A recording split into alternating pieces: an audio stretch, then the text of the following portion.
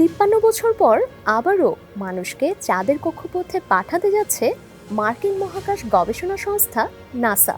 সর্বশেষ 1972 সালে অ্যাপোলো 17 অভিযানের মাধ্যমে চাঁদে নভোচারী পাঠানো হয়। ওই অভিযানের পর এবারই প্রথম নতুন করে মনুষ্যবাহী যান চাঁদের অভিমুখে যাত্রা করছে। আর্টেমিস 2 অভিযানের মাধ্যমে মহাকাশ যানটিকে চাঁদের কক্ষপথে পাঠানো হবে। এতে থাকবেন 4 জন নভোচারী। স্থানীয় সময় বুধবার সন্ধ্যা 6:24 পর ফ্লোরিডার কেনেডি মহাকাশ কেন্দ্র থেকে এটি যাত্রা করার কথা রয়েছে। এই অভিযানে অংশ নিচ্ছেন মার্কিন নভোচারী রিড ওয়াইজম্যান, ভিক্টর গ্লোভার ও ক্রিস্টিনা কচ। তাদের সঙ্গে রয়েছেন কানাডার জেরেমি হেনসন। 3 পুরুষ ও 1 নারী নভোচারীর এই দল মহাকাশ অভিযানে নতুন ইতিহাস গড়তে চলেছেন।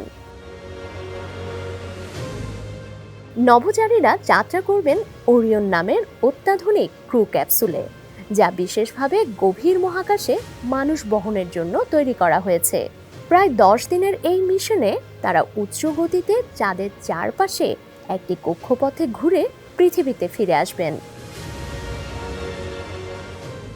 আর্টেমিস কর্মসূচি নাসার একটি বহু বিলিয়ন ডলারের দীর্ঘমেয়াদী পরিকল্পনা, যার লক্ষ্য চাঁদে মানুষের স্থায়ী উপস্থিতি গড়ে তোলা এবং ভবিষ্যতে মঙ্গল গ্রহে মানুষ পাঠানোর পথ তৈরি করা। আর্টেমিস 2 এই কর্মসূচির প্রথম মানববাহী মিশন।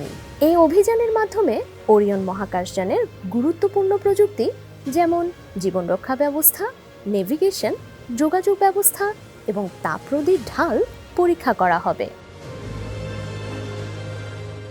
4 নভোচারীর মধ্যে 3 জনের মহাকাশ ভ্রমণের অভিজ্ঞতা রয়েছে। ভিক্টর গ্লোভার চাঁদের নিকটবর্তী অঞ্চলে যাওয়া প্রথম কৃষ্ণাঙ্গ নভোচারী হতে যাচ্ছেন। ক্রিস্টিনা কচ হবেন প্রথম নারী নভোচারী যিনি এই ধরনের মিশনে অংশ নিচ্ছেন। আর জেরেমি হেনসন হবেন প্রথম অমার্কিন নভোচারী যিনি পৃথিবীর নিম্ন কক্ষপথের বাইরে পা রাখতে যাচ্ছেন।